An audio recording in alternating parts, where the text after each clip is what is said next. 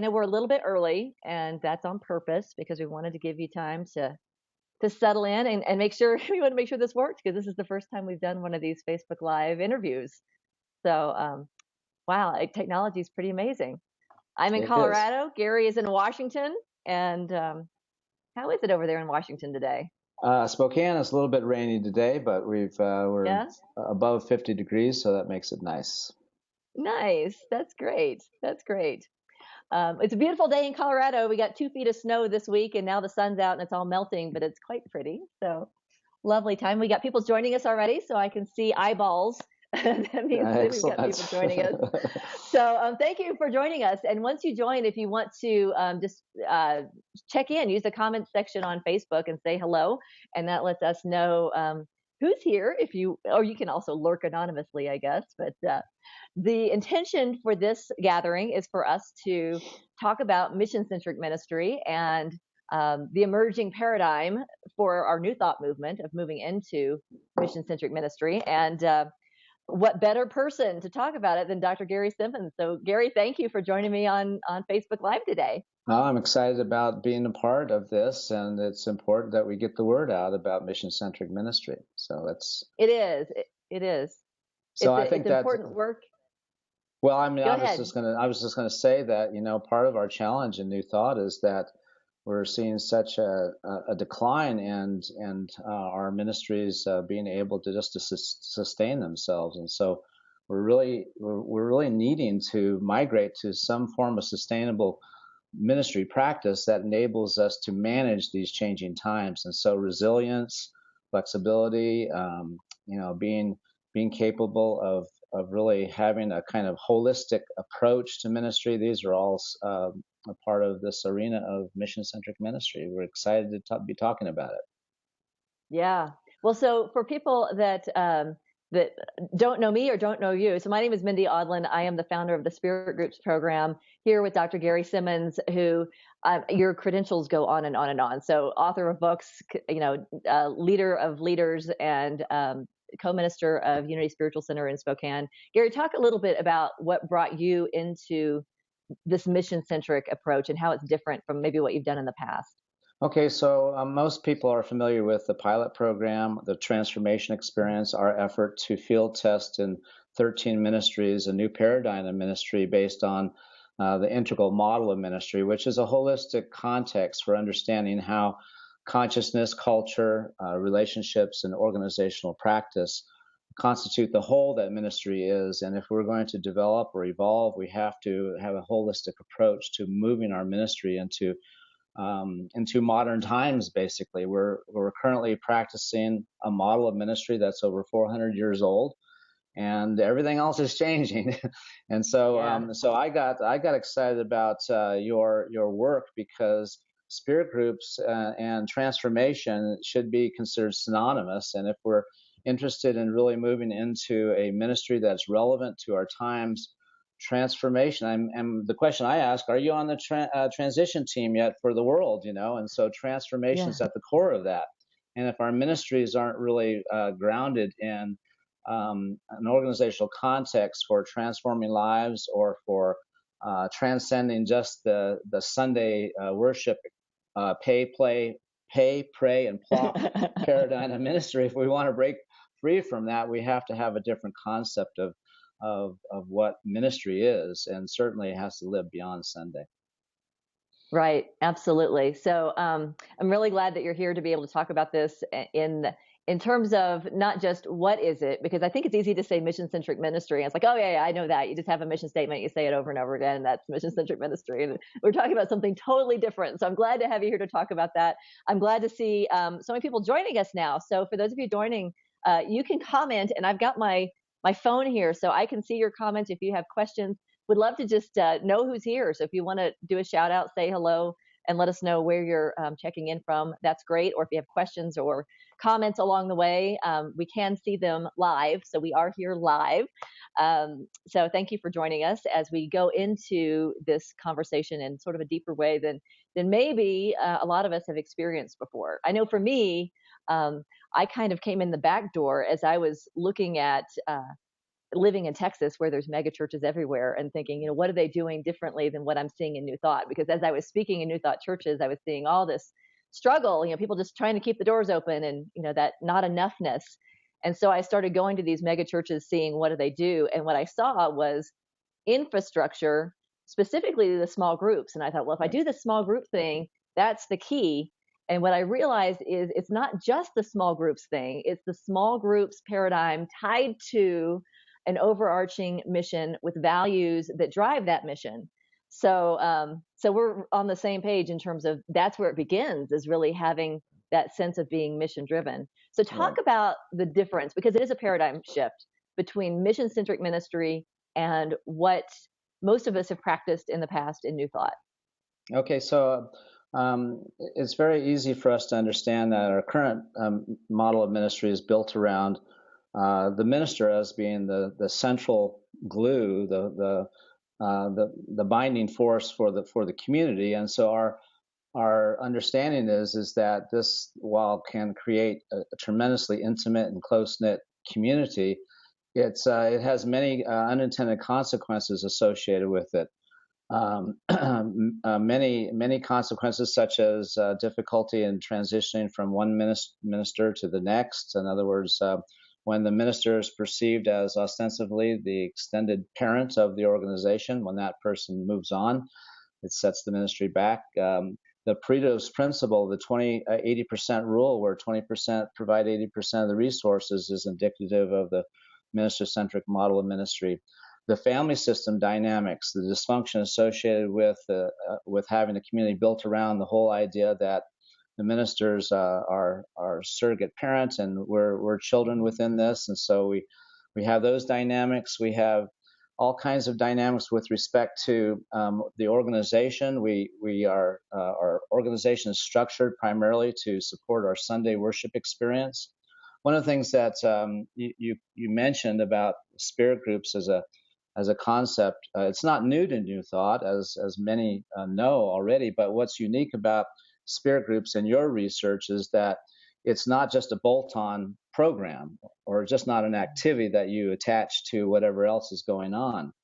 We're talking about restructuring the entire ministry to support a mission fulfillment paradigm or imperative that not only spirit groups but also the mission-centric model of ministry requires, that there be a coherence around creating an organizational structure that empowers this mission fulfillment principle.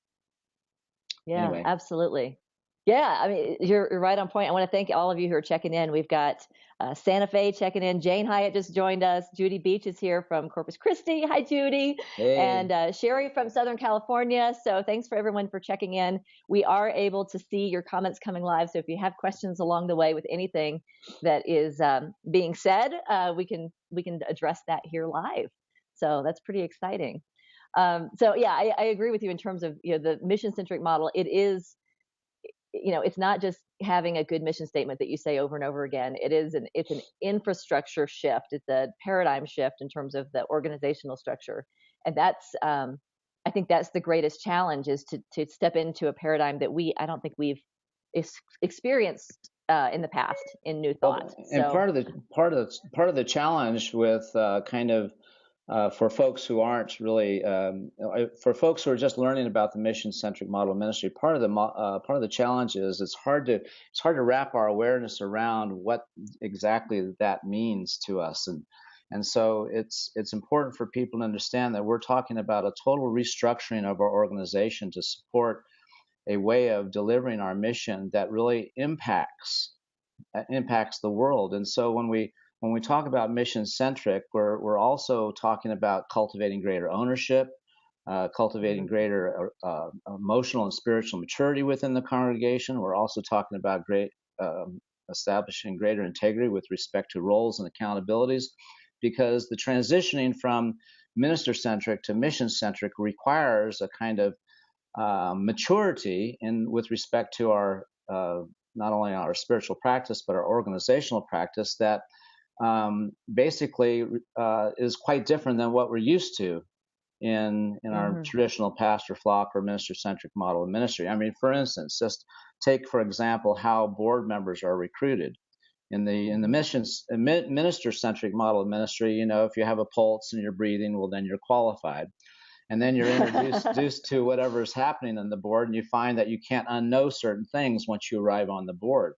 Well, this practice doesn't work in the mission-centric model at all, because people in the mission-centric ministry have the same level of, ostensibly, the ideal is that when we cultivate ownership, we're cultivating people's capacity to serve in key leadership roles. So how can we create a seamless program from first-timer to competent leader? And so if we think about an intentional pathway from someone walking in the door to eventually find themselves in service on our board or as a credentialed leader, if we don't have an intentional program for cultivating this, then it happens by accident. There's nothing in the mission-centric model of ministry that happens by accident. It's all intentional, it's all conscious, and it's all linked to transforming lives or whatever is the mission of the ministry. Yeah, I love the idea of an intentional path, because when you're using this model, it actually simplifies things considerably, because you're able to measure the things that you're doing and say, is this contributing to that mission? And I think the key where it begins is simplifying the mission. That the mission statement doesn't have to be this long, flowery thing that sounds good but isn't really actionable. Talk a little bit about your experience, because your ministry brought you in to make that shift to mission-centric. Right. So talk about what your process has been in terms of the mission itself. Okay, so when we were hired, Jan and I were hired, we put forth our 5-year plan to move the ministry from the minister-centric ministry practice to mission-centric. And so part of that work was recrafting their mission statement. And so so what happened is that we discovered that no one knew what the mission of the ministry was when we arrived. No one on the board who were interviewing us, and even the so anyway, someone found the mission and printed on a brochure about 5 or 6 years old, and so we decided that it was more important, rather than to create our mission, vision, strategic plan right up front in the beginning, was that we needed to be able to practice what it feels like to live on purpose, or to live in the context of a purpose that is moving us into a greater expression of who and what we've come here to be as a ministry. And absent of that, them having that experience of being able to embody a purpose, how could we adopt a mission and then expect the organization to be crafted around that? And so we announced very early on, we're going to have a practice mission statement. And that mission statement is transforming lives. And then when someone said, oh, we need a little bit more fluff to it, okay, well, we'll go ahead and add and inspiring people to make a positive difference in the world. But the point is that transforming lives became something that was so powerful and easily experienced by the people who are especially engaged in the Q process, the art and practice of living with nothing and no one against you, our shadow work piece, which right now in our ministry, over 250 people have been through that program.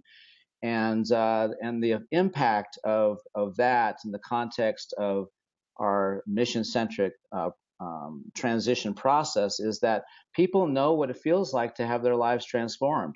And so consequently, everybody feels that we are not just have a mission, but we are living our mission. Everyone is an example of what it means to live on purpose in the context of our spiritual journey. And so our adoption of a mission statement was in the context of learning how to practice what it feels like to embody, to inhabit our purpose. And then I said, after we've all agreed that we've accomplished this, then we'll be in the question, well, do we need to have a different mission statement that you all want to create for your ministry? Because this is your church. And we'll wait and see what happens. My sense is that no one's going to touch what we've already started. Right. Well, what's powerful about it, transforming lives, it's powerful and it's simple, so that when you're communicating it, like, it's easy to tie in every Sunday that this is about transformation. It ties into your Sunday talks. It ties into the additional programs, the art and practice programs. You can say, does this program transform lives? And if so, how do we work it into the infrastructure of the church? And if not, clearly we need to start letting some of those things go that aren't transforming lives, if that's what you're here to do. Exactly. And the neat thing about it is that it changes how we try to fund the church. In other words, say more about that. Okay, so we're not asking people to, tithe to where you're spiritually fed. We're not asking people to give as they have received. We're asking them to be source, to tithe as source, to be in touch with a sense of what they want to directly contribute that transforms other people's lives. And so it's really easy on Sunday mornings when we bless the love offering to invite people first to get in touch with that part of themselves where there's more than enough, to get in touch with their sense of gratitude and appreciation for what they've experienced in the context of what transformation has happened in their own personal life.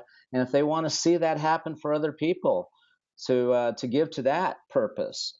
And so consequently, we've taken our ministry out of the tithe to where you're spiritually fed practice, which is integral to sustaining the minister-centric model of ministry, to tithe as source to what you want to see blossom and to flourish.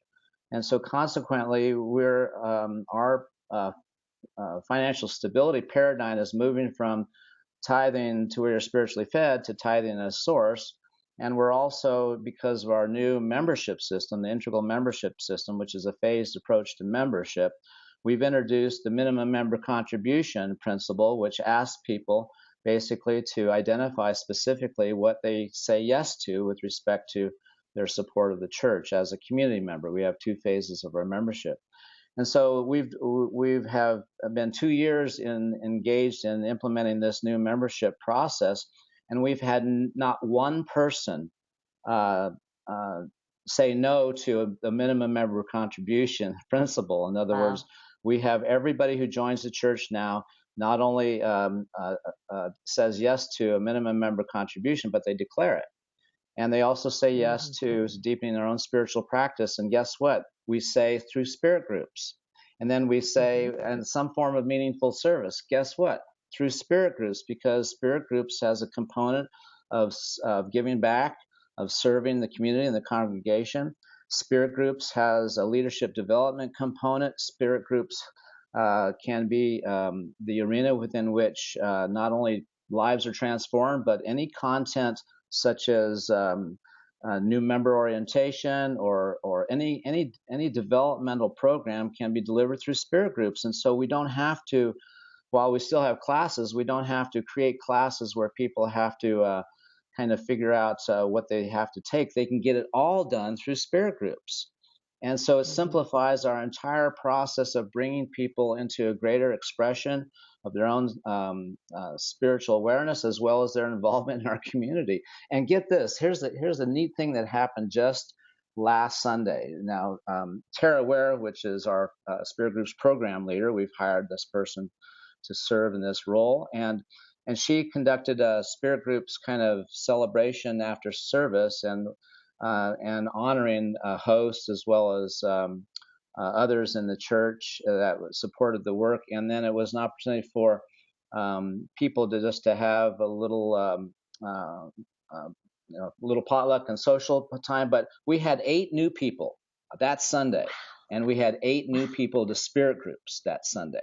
Wow. So young people, especially millennials, they're all over spirit groups because they want to talk about stuff that bothers them. I can't talk about politics from the pulpit, but they talk about it in spirit groups. And so it's a way for people to process the crap that's happening in this world in a way that doesn't divide people, because people in spirit groups align with those who are affiliated with their same interests. So it's a healthier way of dealing with the stuff that you have to deal with in church. Anyway. Yeah. It's awesome. Oh, that gives me little tingles. That's fantastic. Yeah. That's really cool. Well, and one of the things I want to point out here, because when I'm doing our spirit group Train the Trainers, and I talk about your phased approach to membership, which I love that model, and I talk about the idea of tithing as source and that shifting so that you're giving to the mission. You're not giving for the electricity and the minister's salary, you're giving to the mission. That if you're going to step into that conversation and that it's not this is not a gimmick. It's not here's a great way to get people to give. When you say you're giving to the mission, it now becomes your responsibility as a leader to make sure that you're not using resources for things that are not mission appropriate. When you step into it, it kind of is like once you step in, you're in a fast moving current, and it impacts that one statement, giving as source, giving to the mission. As soon as you say that on Sunday morning, you've got to start making some infrastructure changes because you've got to be in alignment and integrity with that. So I want to thank those of you that are joining. Kathy's joined us from New Braunfels. So hi, Kathy. It's great to connect with you. Jane says, will you say more about how you combine classes that need a teacher with spirit groups that only have a host? Do you want to speak to that, or I can speak to that if, No, tell go us what ahead, you're doing Mendhi. over there. Well, so tell us what you're doing, and then I'll add anything that is extra. Okay, so all we're doing is, so we have in our church 5 ordained unity ministers and 2 licensed teachers. Not all of them are on staff, but we have those folks who are our licensed teachers and our minister emeritus. They enjoy teaching classes because it supplements their income, and we don't want to take that away and from these individuals. And because spirit groups sort of discourages their, in my opinion, rightly, content experts because that tends to influence the outcome of people's interaction. Where in spirit groups, the hosts are simply hosts as opposed to content experts. Anyway, so when there's subject matter that requires a content expert, then the classes are an important vehicle for that. So, for instance, right now the Q process is a class or a workshop, and while we are hopeful to bring spirit groups, an element of the Q process into a spirit group dynamic, it's still a ways away. So anyway, there's a give and take there that requires some transition, but I think you're the expert on that one, Mendhi. Go for it. Say more about it. Well, I can tell you that what I see in the megachurch model is that there are workshops or classes. There is that kind of infrastructure on key topics that relate to the mission. So things like sacred service, where you want to teach people about that and then get them engaged in a volunteer role, or your tithing, your prosperity class. That might be a workshop or a Saturday one-day thing where you get people to learn about it and then to learn about the idea behind it and then make a commitment at the end. So there are certain things that are taught. I would say from what I've seen, there may be more that I haven't seen, but from what I can see, just sort of skimming the surface from my participation in these churches, is that they do have a certain number, like maybe 1 or 2 course content pieces. It's tied to the mission. So there are pieces that don't fit a small group structure. Right. What I recommend for your spirit groups is if you have licensed teachers that you can go through. Eye of the Storm is now one of our video series. So you could potentially have a licensed teacher who is teaching specifically a leadership track. So that teacher would draw people into that spirit group that have an interest in getting credentialed and getting course credit. And then what I would do is just charge them for that credit.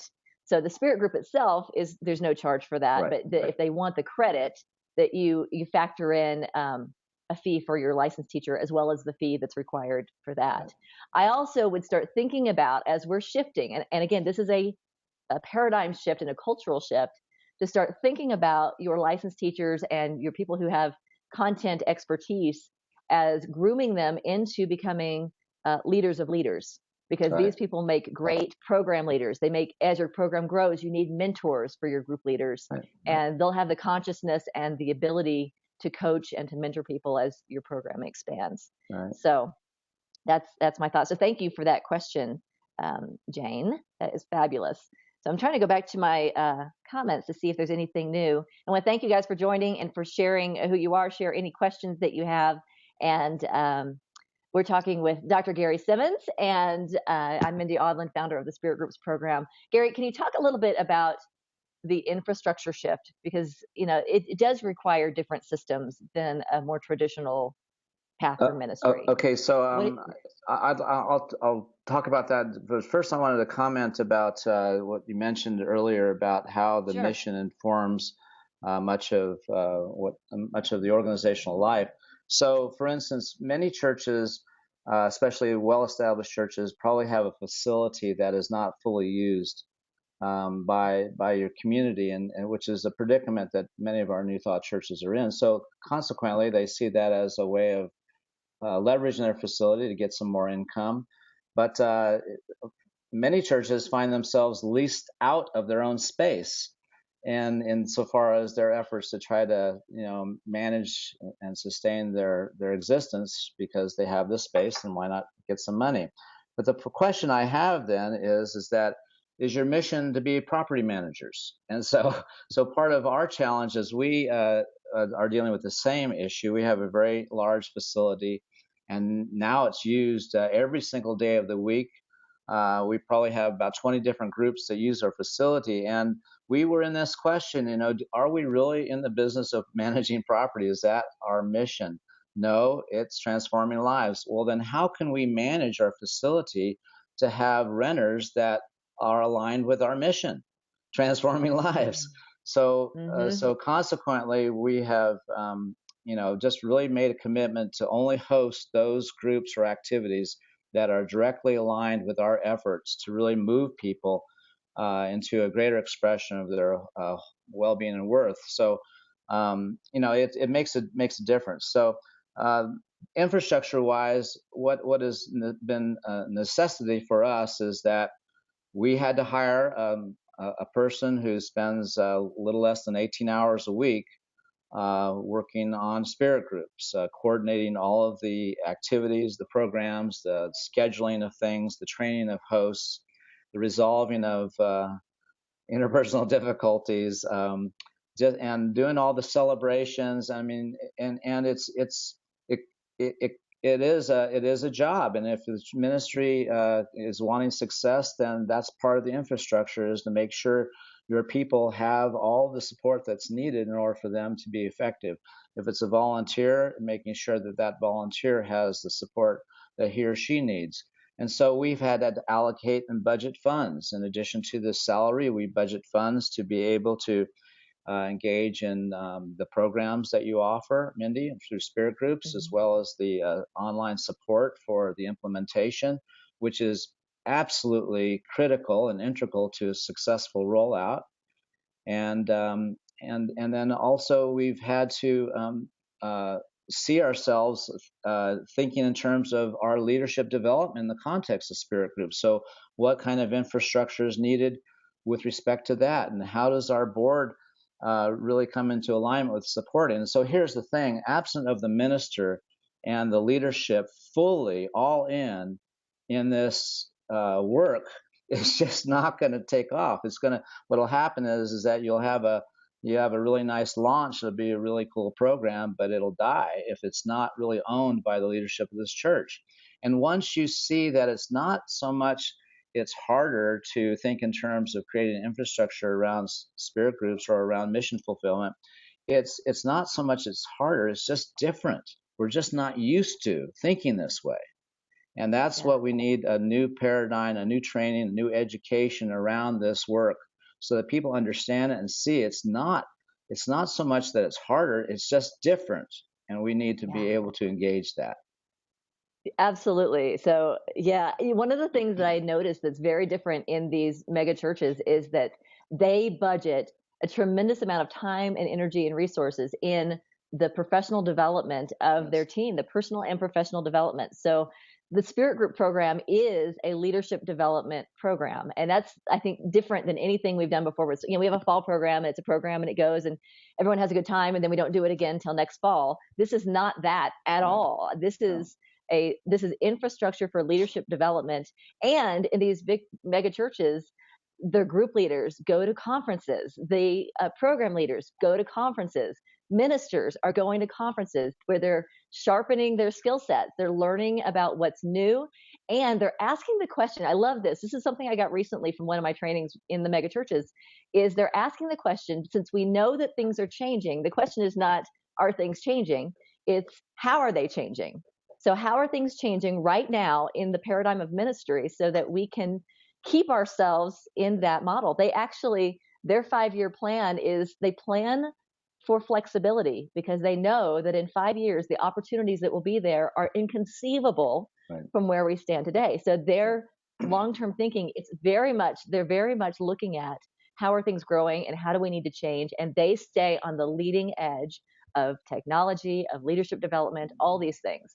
Yeah. So, that's why it's so important for us to, when I do a train the trainer and I get everybody kicked off, like that is just the toe in the water, that there is, as you mentioned, an entire ongoing advanced leadership curriculum that, we do it in stages, just like you would want to roll it out.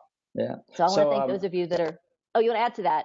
Well, and then we got a question. I want to add to what you said previously. I'm sort of running a little bit behind your comments, but one of the things that we had to do differently structurally in terms of infrastructure, this goes to that, one more comment about that, is that Jane and I have had to change the way we speak on Sunday. In other words, we've had to shift from translational teachings to transformative teachings. And so basically, very simply, translational versus transformational was first coined by Ken Wilber, and later Robert Brummett wrote a great article on the distinction between the two. Translational teachings typically are core unity or new thought teachings. We basically teach people how to translate, or rather reframe their life so it looks and feels better for them, so that they feel more resourceful or better about things.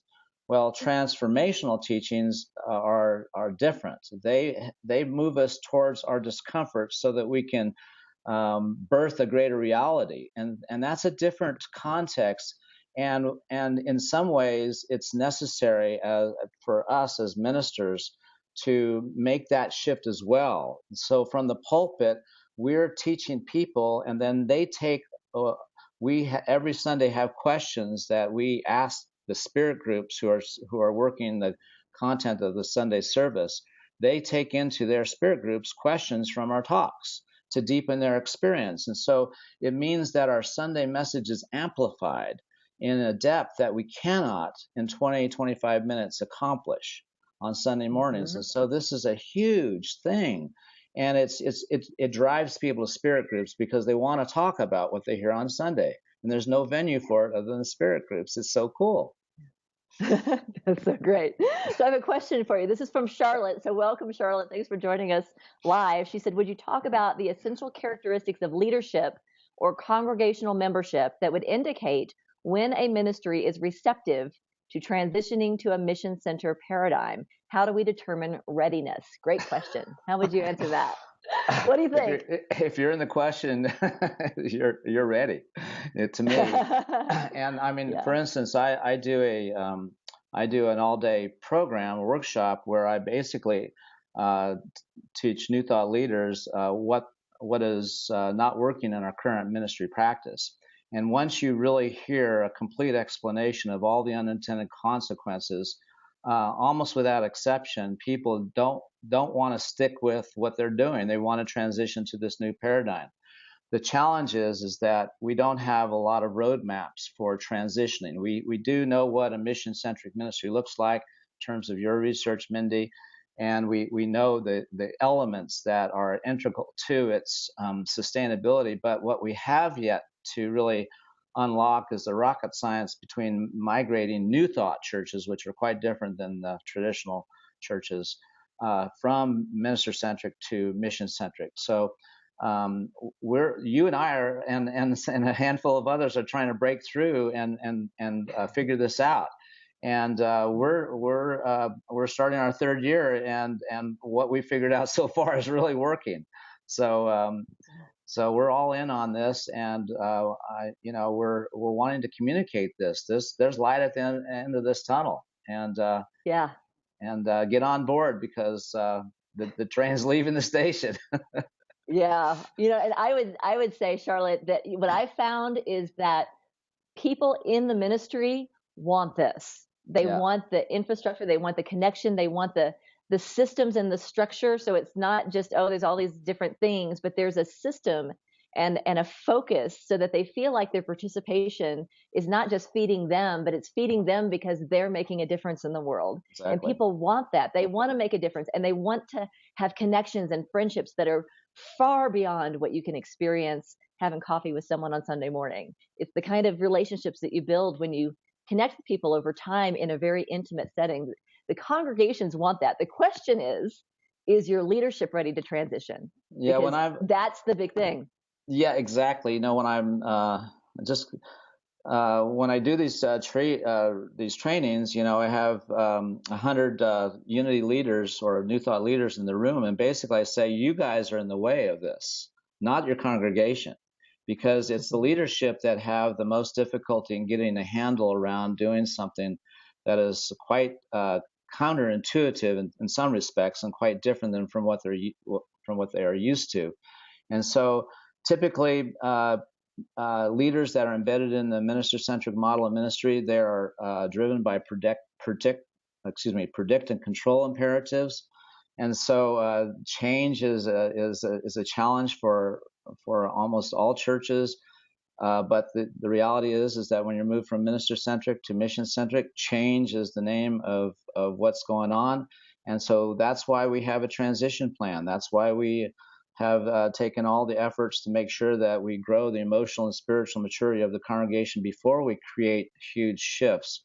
That's why we bring spirit groups online early, so people have a powerful experience of what it means to transform their lives, what it means to be in a sacred community with one another. And that's why we are able to shift our funding strategy, because this is what people want. They actually want that. The other thing too is that what I found is that people want to be told what it means to be in integrity in their relationship to the church in the context of their financial support. So we are living in a kind of myth message. We're living in a kind of a virtual reality that isn't aligned with what's happening in the real world with respect to what our congregations want from the leaders. So this is a wake-up call. We either wake up or we become irrelevant. Exactly. And we had, so our first small group leadership summit was hosted last June at Unity Village Chapel. And we had a lot of ministers there, a lot of program leaders, a few group leaders were there. And there were some people there that were just kind of like, what is this small groups thing? I want to learn more about it. And we had gone through an entire weekend. It's Friday nights, all day Saturday. Sunday morning, we were doing this Q&A session. And so we've been talking about, how the old paradigm is needs to slide away. It's not working. We're talking about this new paradigm of being on purpose, being mission-centric. And we had a young woman there in her 20s who had been just kind of quiet and listening the whole time. She was new to it, wanted to check it out because she had wanted to do a group at her church. So her minister sent her just to go check it out. And she stood up and passionately said, this is exactly what my generation is looking for. Yes. We don't want to just come and hear a minister on Sunday morning. That does nothing for them. They want to have friends. They want to get connected. They want to make a difference in their communities. And she said, this is what we're looking for. Just do this. And so, it's out there. This is what they want, but it requires us as leaders to step outside of the paradigm we know, to be on the leading edge. I mean, I tell you, I don't know about you, Gary, but the past few years, I just feel like I have been stretched in terms of the technology, in terms of the mindset. It is a huge stretch, and we've got to be willing to go there in order to lead the movement there. So it's really up to us. So I want to share with you. So our 2017 Small Group Leadership Summit is coming up this year. It's in June. It's being hosted by Unity Church of the Hills in Austin, Texas, which is right down the road, down the highway from San Antonio, where the Unity People's Conference is going to be. So for those of you that are going to the People's Conference, we invite you. This is not a pre-event or anything like that, but we just put them together so that travel is easier for people. We would love to have you come. And I invite you, sort of from this conversation, that this is not something that's just send your group leaders or just send your program leader, that this is really something that you want to have all levels of your organization on that leading edge of what's new and what do we need to know and what's working. And it's a chance to get together and mastermind and brainstorm, to acknowledge what's working well in the field and to really be real about the challenges you face so that we can work through it together instead of us individually siloing, trying to have our own little program in our own special way. This is a chance for us to come together as a movement and create the momentum that a movement can create. Exactly. So, yeah. So, Gary, do you want to talk a little bit about that, just in terms of the ongoing training and sort of staying at the leading edge? You were our keynote last year. You're going to be joining us virtually this year. Talk about why you think that's important, not just for you, but you send your team as well. Well, I think that's as you mentioned, if there's not ownership and buy-in from the top down, it's just not going to be as effective. And ministers, we're busy people, and it's helpful to be able to delegate and to send people and to have liaisons, but you can't send somebody to the experience and have them come back and convince the leadership that this is something we need to do. And so then you're going to have to send the minister or some of your board people back in order to get the picture.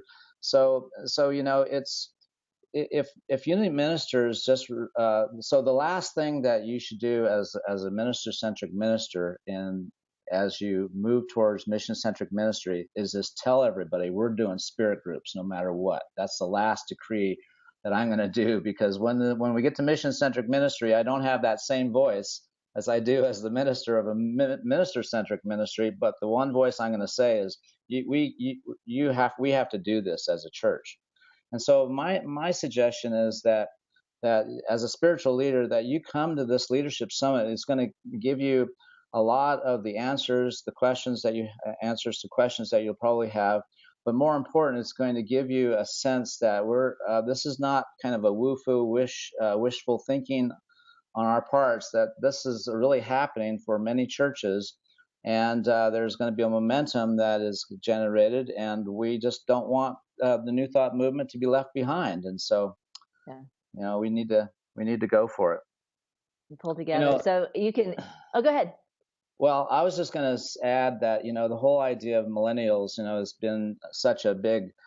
I mean, the myth is that, if we just get millennials, we'll save our church. Well, the reality is that millennials are not going to fund our ministry. I mean, that's just not in their nature. That they bring something different, and the difference that they bring is integral to our success, our sustainability, and especially if we're interested in mission-centric ministry. But the engagement of millennials, as you've mentioned, is bringing the ministry in alignment with them as opposed to forcing them to align with us, which is the big mistake that so many churches make. They say, we need more young people, and they have a congregation that's aging out, and they don't know how to bring more young people in. And Spirit Groups has that figured out for them. So it's not like you have to create something special for that. Yeah. So for those of you that would like to join us, I'd like to invite you all, whether you're doing spirit groups or you're thinking about doing spirit groups, or you just want to see what this thing is, you can go to spiritgroups.org. And the first thing that you'll see if you scroll down is the Leadership Summit. It's $195 right now. We're in early registration, so it's down to $145, I think. And if you want to share, this is a little bonus, a little present for those of you who came together to watch us on this Facebook live stream. If you put in the coupon code, all systems go, no spaces, all caps, it'll save you another $25 just as for the, hey, thanks for watching us here. So I want to speak to the idea because it sounds like, we just think everybody should do spirit groups because it's a great program. Spirit groups is the infrastructure in terms of it gives you the leadership development track. So that's why it's such a critical piece. It's not that, we want people to connect, although people do connect in their spirit groups. It creates a track through which you can develop leaders from the moment they walk in the door, having never heard of New Thought, to getting them into a group where they make friends, they learn things, they step into group leadership, they step into mentorship, and they step into leadership as your chaplains, as your board members. So there's an entire engagement process that happens through the groups that when you don't have a small groups infrastructure, not talking about fall series, a year-round small groups infrastructure that is on purpose, mission-centric, if you don't have that, I have not seen any other model for giving you the ability to develop leaders. So that's why it is such an important piece. And I know you know that because so talk about the success you've seen. What's happened at your church since you've started doing this? Okay, so it's helpful for everybody to understand that our spirit groups embedded in our 5-year plan as a component, integral component. And there are 3 other integral components in addition to spirit groups that kind of create a context for it. The first, as I've already mentioned, is the Q process, or the art and practice of living with nothing and no one against you, our shadow work program. That's integral to our shift, because you have to cultivate emotional and spiritual maturity before people can engage the change process. And that means they have to be comfortable with the discomfort of change and transformation, especially in the transition from minister-centric to mission-centric. The second component, of course, is spirit groups, as I've already mentioned, is integral to the delivery of the fulfillment of our mission, giving people the direct experience of their lives being transformed, and also driving the organizational changes and shifts that are integral to our transition to a new organizational practice. In addition to that is the integral membership process, which is focused on cultivating ownership, a seamless program from first timer to competent leader in our ministry. It has 2 phases. First phase is community member, and the second phase is governing member, where there is the vote. And so that's integral to our process, and they're all linked. The Q process, emotional and spiritual maturity, the integral membership system, spirit groups are all interconnected because they're all dependent upon one another. And then the fourth component is mind movies. It's a new technology. Everyone's familiar with treasure maps and the whole process of manifesting a greater good by conditioning your awareness to have a picture of something that's desired. But mind movie process, as we link it to a transformative practice, helps us not only attract the millennials who are all over that technology, but it gives us a way of helping the congregation have a more profound spiritual experience of transformation when they're using their whole body. In other words, our body mind is just as important part of our spiritual process and healing work as our consciousness. And so we're using this technology not only to help engage the young people and help us manifest a greater good, but the mind movie system is going to be our visioning process. And there's a whole module on how to do vision work with technology that I'm developing as well. But anyway, the 4 elements of this program represent the external imperatives that we have: the art and practice, the spirit groups, the integral membership system, and mind movies. And then there's the whole infrastructure part, which has to do with our really looking at the organization and things like, where do we leak energy as an organization? Well, you leak energy as an organization wherever you are doing something that is not linked to an intentional aim that is for mission fulfillment.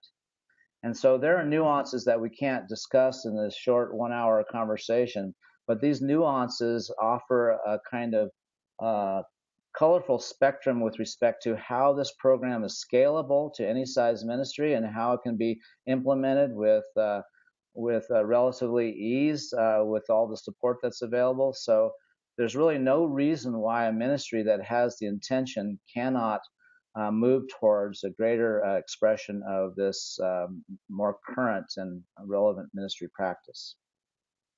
Yes. So thanks for the questions, and thank you to all of you who are joining us on Facebook Live. We are live, and so if you have any questions, we have a few minutes left, so post anything that you want to know in our last few minutes together. Gary, you had said something about the idea of moving people, so they're having an experience of your mission, transforming lives. They're moving into a group, they're having an experience of that. And what I love about the mission of transforming lives is we move them in to have the experience, and then as we cultivate leaders, we can teach them how to be people that transform lives. So exactly. There's the receivership of it. And then from that experience, we move them into a place where they now become the ones who are creating transformation. It's not just the minister's job to make that mission come alive. It's everybody's, if you're a member of your ministry, then you have taken on that mission of, I'm someone who can transform people's lives. And I can do that by hosting a group or by mentoring a group leader. That's right. And So, when you think about all the things that are Sunday dependent, I mean, every mhm. time you make an announcement or you take up a love offering, or it's like your payday is Sunday, and our attention and effort is given to completely almost Sunday. And when we consider um, how through spirit groups our announcements are conveyed, through spirit groups prayer requests are received and dealt with. When we see service happening through spirit groups and their involvement in the church and beyond in the community, when we see people and their testimonies, I mean, we record everything and collect all these testimonies of how their experience with strangers has opened their hearts and their minds to new ideas and new vistas. There's no downside to this other than starting it and just not having the the will or the wherewithal to have an effective launch. And so that's what we want to support, is people's effectiveness in this work. yeah. So we have through trial and error, through study of mega churches and using that as a model, and then bringing that into our New Thought community and testing it and tweaking it and rolling it out. And Gary, you're one of the pioneers in this, and the things that you've brought to it have made it so much stronger. And every time we have a success, we're building upon the success of the program, so that when you're new to this, there is infrastructure that is already in place, that the only thing you really have to do is be willing to step into a new paradigm and resist the temptation to want to. Yeah, I see people that want to take that old paradigm and just kind of stuff it in there just a little bit. So to really trust that it's set up very intentionally in order to help you create that shift into a mission-centric. Yeah, the last thing one thing I would like to say just before we end it here is that, there's different attitudes out there. So I meet ministers that say, well, we'll give this a try. And when someone says we'll give it a try, I know it won't work, because it just doesn't work when you just give it a try. But when the ministers say, I'm going to make this work, this is what I want, it's going to work, that's when it works. And so it's really a choice. You really have to be clear that this is something that is really integral to your future, your success, your capacity to really make a difference in people's lives, because we're running out of things to add to our programs and activities that are going to keep people happy and fund our organization. So stop sending out surveys asking what people support. Give them something that's going to transform their life, because they'll never regret it. And you'll be so far better off. Well, and I love the fact that, Gary, you have set this out. This is a 3 to 5 year transitional process. So we are talking about a cultural shift, and that requires a high degree of discernment. Like, you have been very intentional about starting with the practice mission, and we're going to do this for a while, and then we're going to, we have the groups, and then we're going to look at that practice mission. So you're doing it in stages, so you're not just throwing everything out and like, here's the new thing. Right. And they know that this is the path that we're on, and we're on it for the long term, because you realize that that's how you shift culture, is over time. Yeah, and so most people know me for over the years that I've been theorizing about this new model of ministry, and so the big criticism has been, well, it's all theory, and where's it in practice? And so this is what Jane and I are doing. We're putting it into practice, and so far it's exceeded our expectations. And so it's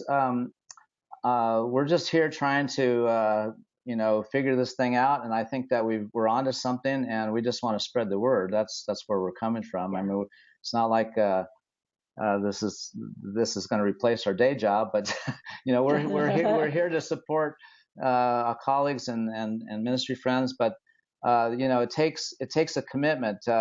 We can't push the river. We're sort of going downstream, going with this flow. We feel that the current is taking us into meaningful, relevant places and opportunities, but it's going to take all of us to really create a momentum that makes a difference and shifts the tide. Absolutely. So thank you, Gary, for for being in the conversation, because I share that passion for let's just, we got to get the word out there and let people know that there is a system. I hear people still scratching their head like, we just got to figure out what that thing is that's going to make the difference. Well, we figured it out, and it's just a matter of implementing it and giving it the time to bloom and blossom and come to fruition. I get to hear, I love the Leadership Summit because we get to hear the stories of transformation and people connecting, and people connecting with people that they never thought they'd connect with, and serving in ways they never thought they would serve, and having these amazing transformational experiences through a 10-week small group experience. So we know that the mission is being fulfilled. Yeah. So can I kind of do a commercial? So sure, I just want to let everybody know that I do an all-day program, 6-hour program that presents the mission-centric new paradigm in ministry that includes an in-depth explanation as to how spirit groups really is integral to that whole process. And it talks also about those 4 components of what we're using as our drivers for the mission-centric model. And I'm available to come out to sub-regional events. It's very affordable if you can get 4 or 5 churches and come together, and it's easily carries the expense of that. You can follow my blog at drgarysimmons.com.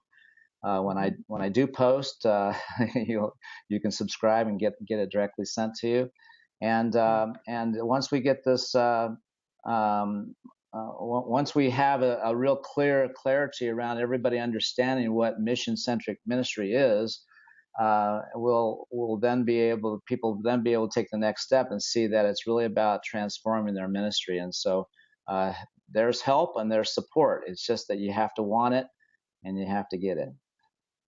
Well, I have one final question, and it's from Judy Beach, and I know the answer to it, so I really want to throw it in there because I think it's such a paradigm shift. I want to have you respond to this. So Judy asks, in forming your practice mission statement, who was involved? Me. Just me. No big committee? No. Weeks and weeks? No, I just told them that we're just going to have a practice mission statement for a while until we learn what it feels like to be on purpose. And everybody said, okay. Yeah. But so not everything needs full consensus. Yeah. So talk about sort of the balance between getting, buy-in and also as a leader, because this is stepping into leadership as the spiritual leader. Right. Yeah, talk about that just briefly.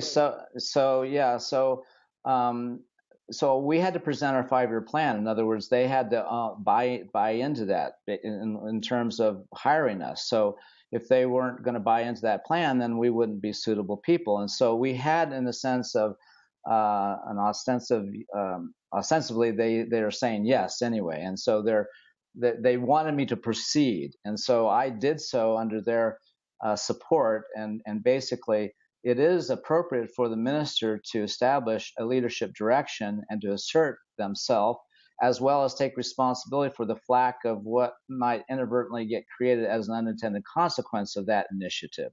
So I didn't have any unintended consequences of my initiative, but it might be different for anyone who's an established church. This behavior might be not helpful. And so the best way is, let me convince your leadership, not you try. Come to an event that I am hosting or Mendhi is hosting. Let us convince your leadership. Don't try to do it yourself. We know how to do it. Yeah, that's good. So Gary has his mission-centric programs that are fantastic. Bring some churches together in your area. Bring Gary out, and that'll be a huge wake-up call. We do, for the Spirit Groups program, we have really 3 primary training opportunities. So the first is we have a Train the Trainer that teaches you the program of Spirit Groups, how to launch it, the infrastructure of it. We have an engagement mastermind that is the structure of small groups. So it's shifting from a mission-centric approach, using small groups as infrastructure. It's the higher level thinking of what you're actually weaving into the infrastructure of your ministry. And then once a year, we have our small group leadership summit, which is designed to bring everybody together for one personal, interactive, masterminding, connecting best practices, one live event each year. And for this year, it's going to be in Austin, June 9th through 11th, and we would love to have you join us. You can also go to smallgroup leadershipsummit.com and get some information about who's speaking, and we got music, and it's just a really great chance to learn more about the program if you're brand new to it, or if you're in it, it's a great chance to go deeper and to problem solve and troubleshoot and all those types of things so that we can grow together. And that's the whole idea, is we take these best practices, we take all that we're learning from each other, and we create a system that can help you grow your ministry, and grow your ministry by doing good in the world, by transforming people's lives. So that's an exciting purpose to take on. So I want to thank all of you. I'm getting lots of thank yous, Gary. Thank you from our Facebook comments. Thank you to all of you who have joined us live, and continue this archive. The comments can continue. So if you missed us live and you want to put comments in there, we can still see those and we can still interact with those. So we encourage you to just keep on commenting and let us know what you need to know so that you can feel ready, empowered to take your next step. So thank you, everybody. Thank you, Gary, so much. All right. And we'll look forward to seeing you next time. Prosper. Blessings. All right. Bye-bye. Bye-bye. Let's see.